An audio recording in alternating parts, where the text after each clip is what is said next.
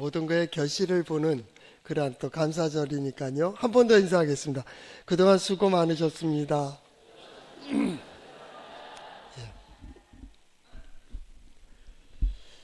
추수감사절을 맞이하며 가장 먼저 생각되는 것은 결실입니다.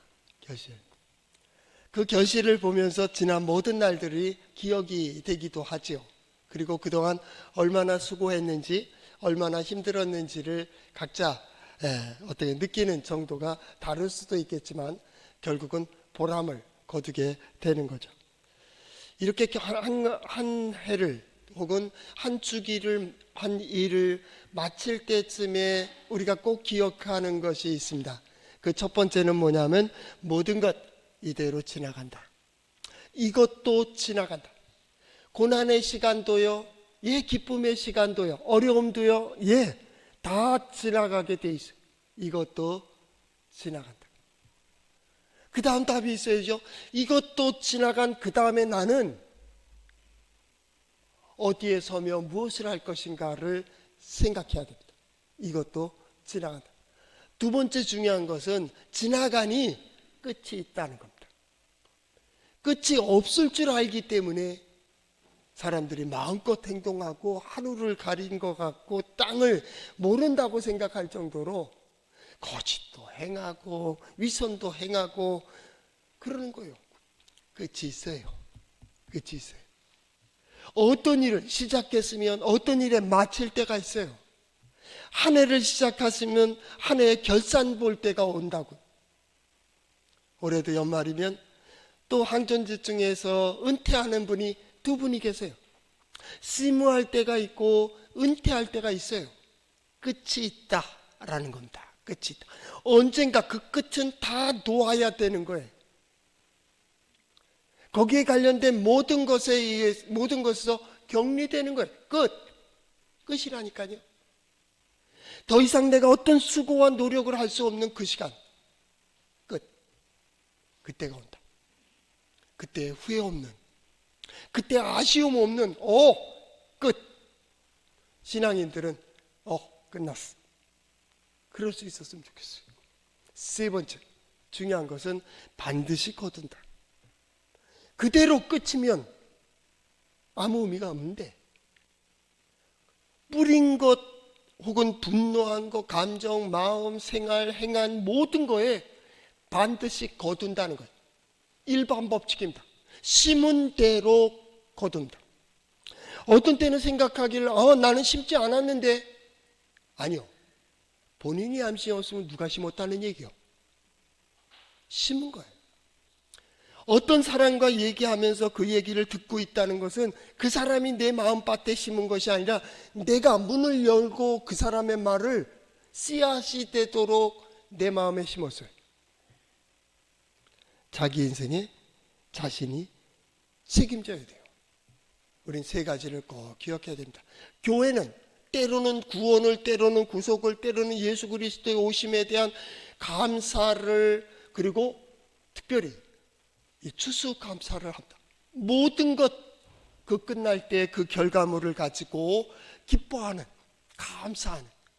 기독교 문화에서 제일 많이 쓰는 단어 중에 하나가 감사해요. 땡큐.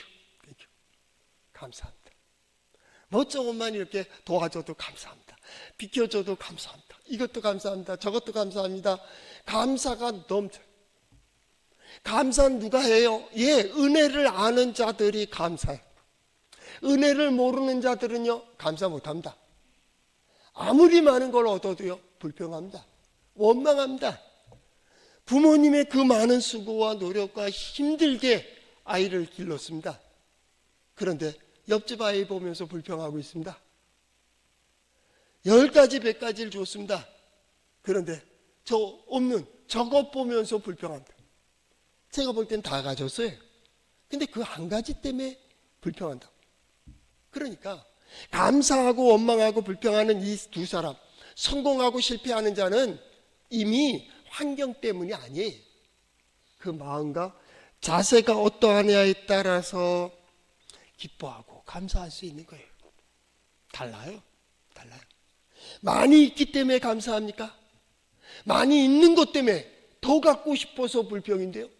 원망하고요. 뺏으려고 하고 형제난이 벌어졌습니다. 부모님과 자식이 싸워요. 아버지가 돌아가셨는데 엄마와 자녀들이 재산 싸움을 해요. 없어서입니까? 아닙니다. 우리 같은 보통 사람들은 그럴 것도 없습니다. 제가 생각하더라도 거기에 10분의 1만 가져도 수백억을 가지고 그냥 될 텐데 거기서 더 가지려고. 왜요? 착각하고 있는 거예요. 많이 가지면 행복한 거예요. 어디까지 가지면 행복한 거예요.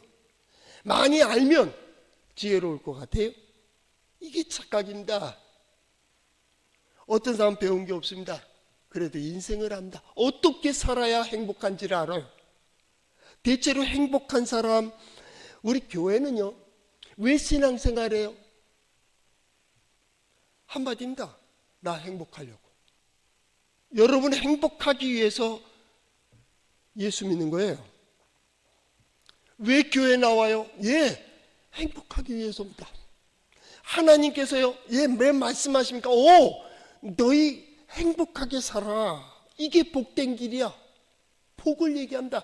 예배할 때 하나님께서 복을 주십니다. 제사장이 축복할 때 내가 하늘에서 복을 내리겠다 약속하셨습니다. 복입니다. 우리의 시간도 건강도 물질도 복으로 주신 겁니다. 내 옆에 서 있는 이 사람들도요, 복으로 주셨습니다. 부모도 아내도 남편도 자녀도 복으로 주신 겁니다. 진정 복됩니까?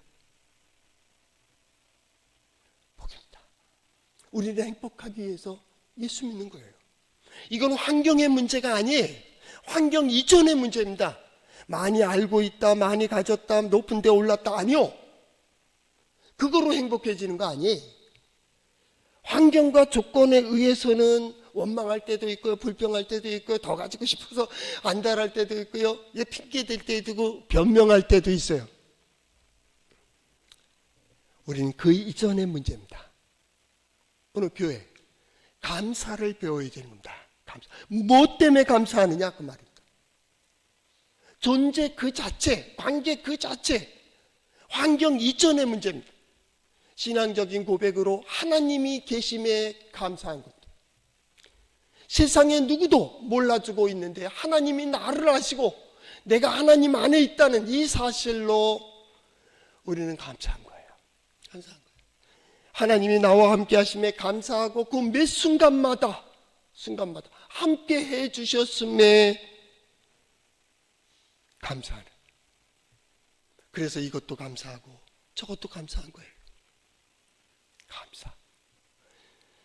성경은 우리 한 주간 11월 한 달 동안 우리 교회는 감사함으로 하나님을 영화롭게 하고 구원을 보리다라고 하는 주제를 가지고 신앙생활을 합니다. 우리 한 주간 동안에 감사의 이 주제를 가지고 신앙생활을 했습니다. 그 감사 속에 무엇이 행복이냐라는 것을 찾는 거예요. 행복한 자의 기본, 성경이 계속 얘기하고 있는 것 중에 하나가 뭐냐면 소망입니다. 너희는 행복한 사람이야. 왜? 하나님께 대한 소망을 가지고 있잖아. 매 순간마다 하나님께서 나와 함께 하시고 나를 위해서 어떻게 역사하실까에 대한 기대. 행복의 첫 번째 조건입니다. 뭔가 소망이 있다는 건 행복한 겁니다. 자녀들을 볼 때에도 마찬가지입니다. 자녀들의 성장하면 좀 괜찮겠지? 소망입니다. 그 기대와 소망이 바로 행복의 첫 번째 단계가 될 수 있습니다. 또 성경을 찾아보면 그 다음은 믿음의 선택입니다. 나는 하나님을 의지한다고. 세상에 변하는 거, 흐르는 거, 바뀌는 거 아니, 한순간 무너져버리는 헛된 것 말고 영원한 하나님을 의지한다. 하나님. 믿음의 선택. 그리고 왜 변화가 없어요? 매 순간마다 누굴 바라봐요? 하나님.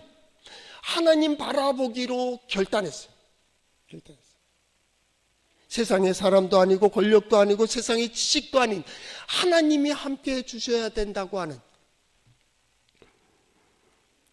거기에 용기가 생겨요. 그게 행복합니다. 용기 있는 자 행복한다. 용기를 가지세요. 아니요, 그 얘기하는 게 아닙니다. 지금 믿음을 얘기하고 있는 겁니다. 하나님이 함께해 주심에 감사하고 하나님이 크게 보입니다. 그러니 세상이 작게 보이는 겁니다. 권력자들이요, 아무것도 아닙니다. 우리 하나님 앞에서는 아무것도 아니요. 그들의 능력이요, 그들의 권한이요, 그들의 어떤 것도 하나님이 나와 함께 해주시면 매 순간마다 누가 크게 보여요? 하나님이 크게 보인다고. 담대하라 해서 담대한 것이 아니고 하나님이 함께 하심을 보니 용기가 생기고 두렵지 않습니다. 하나님이 함께 하십니다.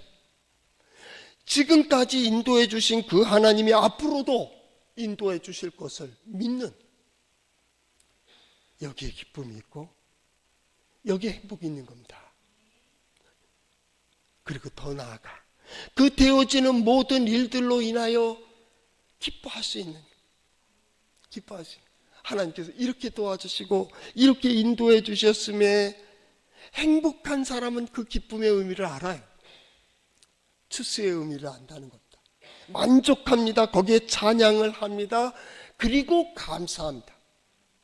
기쁨, 거기에 감사가 있습니다. 기쁨 없이 감사가 있겠습니까? 야, 감사해. 그래서 감사가 됩니까? 소망을 가짐도, 믿음을 가짐도, 기쁨을 가짐도, 만족할 수 있는, 찬양을 할 수 있는, 감사를 할 수 있는 가장 중요한 기본은 은혜를 아는 자들입니다. 은혜를 모르면 감사할 수 없습니다. 여러분, 부모님의 은혜 아는 자들은 부모에게 감사합니다. 스승의 은혜, 그래서 감사하는 겁니다. 하나님께 감사와 마찬가지입니다. 하나님에 대한 의미, 나의 신앙의 그 의미가 바로 여기에 있습니다. 오늘은 그 감사를 얘기하고자 하는 겁니다. 작년 2025년도 감사절에는 두 가지로 주제로 끝냈습니다. 하나는 보람입니다. 보람. 지난 모든 시간 하나님께서 함께 해주심으로 그것이 보람이 있었다는 것. 두 번째로는 그 보람은 새로운 소망을, 과거를 이렇게 인도해 주시고 오늘의 이 결실을 보게 하신 하나님은 하나님 앞에서 새로운 소망을 갖는 걸 이루어 주시겠지. 오늘의 이것이 있음에 보람을 거두는 거예요. 우리는 2026년 우리는 새롭게 또 고백하게 될 것입니다. 어떻게 고백할까요? 예, 성경에 있습니다. 한번 따라해 볼까요? 하나님의 말씀인 성경은 나의 신앙이요 나의 고백입니다. 주여 내게 무슨 말씀을 하려 하시나이까? 내게 무슨 말씀을 하시든지 그대로 하리이다. 예. 추수감사는 그 서두에 고백했듯이 지난날의 결실입니다. 어제 소망에 대한 결실입니다. 이건 속일 수 없습니다. 추수감사합니다. 추수감사합니다. 뿌릴 때가 있고 거둘 때가 있습니다. 그래서 교훈이 일반 법칙엔 뿌린 대로 거둡니다. 뿌린 대로. 오늘의 결론은 뿌린 대로 거두는 겁니다. 그런데 희한합니다. 뿌린 대로 거두는 데 있어서 뿌리는 건 선택입니다. 여러분 마음이요. 여기에 뿌리든 저기에 뿌리든 어떤 씨를 뿌리든 여러분요, 최선을 다하든지 아니면 성실하게 하든지 좋은 씨를 뿌린 자들은 선한 열매를 맺을 거예요. 기쁨으로 뿌리면 즐거움으로 거두게 될 거예요. 뿌린 대로. 뿌리는 거는 자유예요. 자유. 여러분 마음대로 뿌릴 수도 있고 뿌리지 않을 수도 있다니까요. 근데 중요한 것은 끝이 있다는 겁니다. 이제 더 뿌릴 수 없는 그때가 오고 거둘 때가 온다는 거예요. 거두는 건 선택이 아니에요. 이게 문제입니다. 나는 분명히 뿌렸어요. 그런데 때로는 이게 거둬지지 않기를 소망하지만은 그게 거둬지는 거예요. 거둠, 이건 우리의 의지와 상관이 없어요. 그날은 그냥 거둬지는 거예요. 받아들일 수밖에 없는 거예요. 우리 흔히 그러잖아요. 자기 닮은 자식이 나와요. 아빠 닮은 아들이고 엄마 닮은 딸입니다. 우리 이저 안에 어떤 목사님, 선배 목사님 설교하는데 그 청년을 만났는데 어떤 청년이 넌 결혼 안 하냐? 옛날에 뭐 이렇게 나이가 되면 뭐 그래서 결혼 얘기 많이 했잖아요. 이게 결혼 안 하냐? 그랬더니 안 한대. 결혼해도 애는 안 낳게. 이 녀석 왜 그러냐? 그랬더니 나 같은 놈 낳을까 봐요. 자기 죄를 저희가 알아. 그렇잖아요. 남의 자식입니까? 내 자식이지. 누구 닮아서 그래? 아니 자기 닮았잖아. 알잖아요. 중요한 거는 우리는 뿌리고 언젠가는 거둔다는 걸 알아요. 오늘 추수감사절에 가장 중요한 건 그 시작점을 생각해야 돼요. 그 시간도 힘들고 어려워도 그 자리에 섰기 때문에 거둘 수 있다라는 거예요. 그때는 내 마음대로 했지만은 지금 거두는 것은 내 마음대로 안 된다는 거예요. 이게 1년이니까 그렇죠. 인생으로 생각해 보세요. 달려왔어요. 마지막 그 순간 보여지는 스크린처럼 한순간 보여지는 그것이 어떻게 거둬질 거예요. 그때 후회해도 바꿀 수가 없어요. 그래서 늘 기억해야 됩니다. 기억해야 됩니다. 그날이 있다. 이것을 거두는 날이 올 것이다 라는 겁니다. 오늘 성경 말씀에 말하고 있는 제가 13절서부터 읽게 하신 우리가 함께 봉독한 이유는 내가 수소의 고기를 먹으며 염소의 피를 마시겠느냐, 그걸 잘 생각해 봐요. 음식을 드시지 않는 하나님입니다. 하나님 피를 드십니까? 음식을 드십니까? 돈을 쓰십니까? 아니요. 먹거나 마시는 게 아니에요. 하나님 이 얘기를 왜 합니까? 시인은 왜 이것을 고백했습니까? 선지자들도 이걸 고백합니다. 한마디입니다. 널 위해서야. 하나님의 백성들을 위하여 이 마음을 가져야지. 이게 옳잖아. 하나님이 창조하신 세계, 하나님께서 주신 이 환경 속에서 너는 이렇게 살아가야 옳잖아. 옳은 거예요. 인간의 기본 도리라고 한다면 예의잖아요. 예의가 있고 배려가 있고 양심이 있고 지금 그래야 되는 거 아니에요? 이건 뭐 앞에서 TV에 자주 나오는 사람 양심도 없고 예의도 없고 배려도 없고 그렇고요. 뭘 닮아가야 됩니까? 세상이요? 한순간 속에서 허무한 길을 또 가야 됩니까? 우리는 한 주간 동안 특별 새벽 기도를 하면서 감사함으로 하나님을 영화롭게 하며 구원을 보리로라 하는 주제를 가지고 시작을 했습니다. 감사가 뭐예요? 도우다라는 히브리어를 썼어요. 도우다라는 드린다 그런 뜻입니다. 근데 어떻게 드리느냐라는 문제입니다. 도우다라는 첫 번째는 그 마지막 결과물입니다. 결과물을 가지고 하나님 앞에 서는 겁니다. 하나님 앞에 서는 도우다. 결과물을 가지고 도우다. 그것을 가지고 그 문에 들어가서 이겁니다. 보이는 겁니다. 이게 감사입니다. 감사는 뭡니까? 그 수고한 결과를 가지고 결과물로 그 문에 들어가서 그 앞에 내어놓으며 하나님 앞에 우리는 보이는 겁니다. 이겁니다. 지난 모든 시간 함께 하시고 나의 손으로 행한 모든 일들 속에 은혜로 도와주심으로 거둔 이것이 감사한 겁니다. 감사. 우리 부모도 마찬가지죠. 부모님께 감사할 때 선물도 하고 그러지만 스스로 나오잖아요. 어머니, 아버지가 있기 때문에 내가 여기 있습니다. 내가 해준 게 없는데 아니요. 제가 오늘 이렇게 존재하는 자체로 그게 부모의 은혜입니다. 우리 학위 받고 졸업하면 그 선생님한테 가서 선생님 감사합니다. 그래? 내가 좀 더 관심을 가질 걸. 그런 선생님도 있어요. 아니요. 나 선생님 때문에 내가 보는 눈이 더 넓어졌어요. 넓어졌어요. 왜요? 그거예요, 결론. 저예요. 가장 기쁜 거, 가장 좋은 것 보면 가장 사랑하고 나를 아끼고 나에게 관심을 가진 그 사람이 생각나잖아요. 그렇죠? 우리 신앙인들은 믿음을 중심으로 살죠. 하나님 중심으로 산다고. 감사할 줄 알아요. 오늘 성경 말씀은 그 마음으로 보아야 됩니다.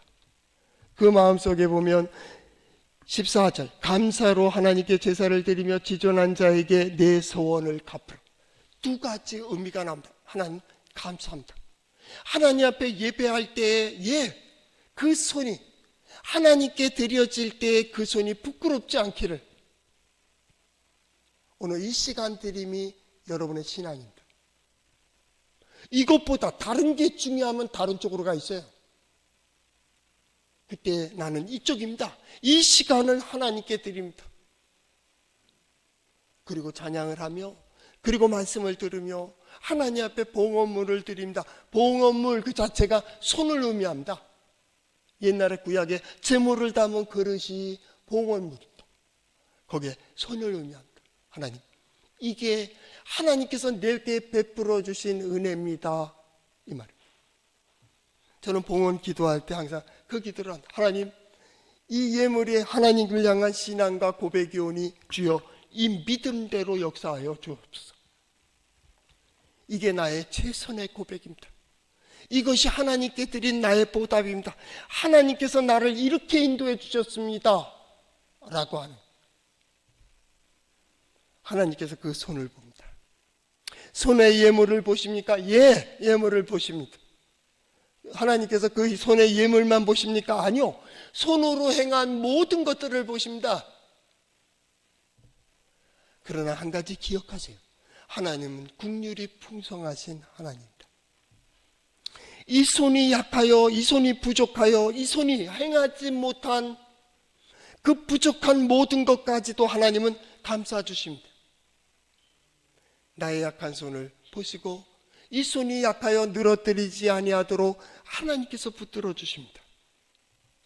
그 모든 길 어떻게 가야 되지 알지 못할 때 하나님은 이 손을 붙들어 나를 인도해 가십니다. 내가 방황할 때 나의 마음을 두드리시는 하나님의 손길을 봅니다. 그 하나님이 나를 인도해 가시는 겁니다. 감사. 그리고 주의 전에 올라와 하나님 앞에 감사하는 겁니다. 하나님, 당신이 오늘 나를 이 자리에 이르도록 은혜를 베풀어 주셨습니다. 그리고 또 새날을 바라봅니다. 하나님이 말씀하신 대로 내가 나아가길 원합니다. 하나님께서 또 그 길을 인도해 주실 걸. 신앙인들은 매 순간마다 은혜로 생각합니다. 부족해도, 또 연약해도, 힘쓰러질 때에도, 일어설 때에도 하나님 앞에 감사합니다. 희한하죠. 왜요? 은혜적 가치관을 가지고 있기 때문입니다. 은혜로 가치관을 그로 보면서 동시에 은혜에 보답하는 마음으로 살아가는 거예요. 누군가의 수고가 있었습니다. 마찬가지로 나도 누군가를 위해서 수고합니다. 나는 누군가의 은혜를 받아야 됩니다. 그렇기 때문에 또한 나는 은혜를 베풀며 살아가는 것이죠. 이게 신앙생활. 그런데 또 한 가지는 내 소원을 갚으라 라는 말입니다. 소원이 뭡니까? 내가 어려울 때, 힘들 때 하나님 날 도와주세요. 날 도와주시면 내가 이렇게 하겠습니다 라고 우리는 기도합니다. 이게 소원 기도라고 하는 겁니다. 저는 가끔 소원 기도를 시킵니다. 아주 중요한 때에 소원 기도는 호소력이 크다라고 저는 확신합니다. 왜냐하면 소원 기도의 가장 먼저는 목적을 알아요. 이게 응답돼야 되는 목적을 알 때 우린 소원 기도를 합니다. 하나님, 야곱이 하나님, 내가 다시 이 길을 하나님의 말씀 약속대로 평안히 돌아오게 해주신다면 이 돌이 제단이 되어 하나님께 제단을 쌓겠습니다. 하나님께서 내게 주신 재물 주신다고 했으니 그 재물의 10분의 1을 하나님께 드리겠습니다. 그리고 하나님이 나의 평생 하나님이 될 것입니다. 하나님은 그 하나하나를 다 지켜가셨습니다. 야곱은 때로 하나님을 잊었습니다. 그러나 하나님께서는 그 야곱을 붙드시고 보호하시고 인도하시고 야곱이 소망하는 대로, 야곱이 고백한 대로 이루어 주셨습니다. 결국은 베델이라는 곳에 세워주셨습니다. 저는 그렇게 소망합니다. 하나님께서 내게 약속하신 것을 성실히 이루어 주시는 것처럼 내가 그날 하나님께 약속했던 모든 것 나는 그대로 고백할 수 있는, 시편 22편 25절 말씀에 보면 큰 해중 가운데서 나의 찬송은 주께로부터 온 것이니 주를 경외하는 자들 앞에서 나의 소원을 갚으리이다 라는 겁니다. 하나님께서 이렇게 이루어 주셨다고, 하나님께서 이렇게 인도해 주셨다고. 오늘은 그런 날입니다. 그런 날입니다. 오늘 23절에 보면 그 결론 부분에서 감사로 제사를 드리는 자가 나를 영화롭게 한다라고 되어 있습니다. 감사로 예배하는 자가 하나님을 영화롭게 한다는 거예요. 예배는 하나님을 향한 거잖아요. 영화롭게 한다는 말의 의미가 뭡니까? 인정한다는 거예요. 이 모든 것이 하나님의 은혜입니다. 하나님께서 도우셨습니다. 하나님께서 인도해 주셨습니다. 하나님께서 내게 주신 복입니다. 잘 익히셔야 됩니다. 그리고 나아가 우리가 보는 사람들 가운데 가정에서부터 한다면 오늘 가정으로 돌아간 첫 번째, 부모님께 전화하세요. 부모님이 안 계신다면 편지를 쓰세요. 그리고 그에게 고백하세요. 오늘 내가 있게 된 것은 당신의 은혜입니다. 이게 보람입니다. 보람입니다. 하나님께서 우리를 인도해 주시고 우리가 하나님께 대한 감사를 하는 것처럼 부모님께 내가 오늘 이렇게 살아가고 이렇게 존재하고 내가 이런 사람 된 것은 당신의 은혜입니다 라고 스스로를 고백할 때 하늘이 감동되는 겁니다. 하늘이 감동됩니다. 어떤 사람은 스승에게 그럴 수도 있습니다. 어떤 사람은 이웃 사람에게 그럴 수도 있습니다. 내가 당신이 있어서 고맙다고. 오늘 그 어려움 속에 당신이 있어서 내가, 그럴 때 그 말을 듣는 이들을 영화롭게 하는 겁니다. 영화롭게 하는 겁니다. 신앙인은 그걸 합니다. 감사에 대한 보답, 더 나아가서 감사를 보답하는 마음으로 살아갑니다. 내가 많은 은혜를 받았습니다. 그래서 은혜를 베풀며 살아간다. 이게 신앙인입니다. 두 번째 결론은 23절 하반절입니다. 그의 행위를 옳게 하는 자에게 내가 하나님의 구원을 보이리라 라는 말을 합니다. 하나님의 구원의 역사를 보는 겁니다. 오늘 감사의 자리에서 내가 서야 될 자리에 서고 고백해야 될 것들을 고백할 때 하나님은 구원의 문을 여시는 거예요. 우리 하나님은 전능하십니다. 예, 맞습니다. 전능하신 하나님은 모든 거에 길을 열어놓으셨습니다. 열린 문을 두셨다 그 말입니다. 아무리 절망의 문에 있다 할지라도 어떤 사람이 가진 것도 없고 자기의 수치를 실 오락이 하나, 실 한 가닥으로 자기를 가릴 수밖에 없는, 아니 가리지도 못하는 그것도 없는 절대 빈곤 속에서도 하나님은 구원의 문을 열어놓으셨어요. 그거를 볼 수 있는 길은 한 가지입니다. 옳은 길이어야 됩니다. 하나님은 정의를 말씀하시고 공의를 말씀하시는 것 같습니다. 하나님 앞에 서야 될 자리에 서며 해야 될 일을 감당하며 그 길을 걷는 자들에게는 열린 문이 있습니다. 오늘 감사절 예배를 드리는 우리 성도들의 문이 활짝활짝 열려져서 이전엔 보이지 않았던, 이제 보여지는, 오늘 세례받는 세례자에게 제가 그렇게 이야기했습니다. 세례받을 때와 세례받기 전과는 다르더라고요. 목사 안수 받기 전과 목사 안수 받은 다음에 보는 게 달라졌어요. 달라요. 전도사 때 본 거랑 목사 때 본 게 다르다니까요. 아이 낳기 전과 아이 낳은 다음에 같아요? 달라요. 사랑하는 사람이 없을 때와 사랑하는 사람이 생겼을 때 다르잖아요. 세상이 바뀌어 버리는데 마찬가지. 오늘 감사절을 예배드리는 우리 성도들 마음속에 새로운 구원의 문이 활짝 열려질 수 있기를 바랍니다. 오늘 감사절은 마지막 결과물을 가지고 그 문에 들어와서 하나님 앞에 예배하는 것만이 아니라 그 예배는 새로운 구원의 문을 여는 열쇠가 될 수 있기를 축복합니다.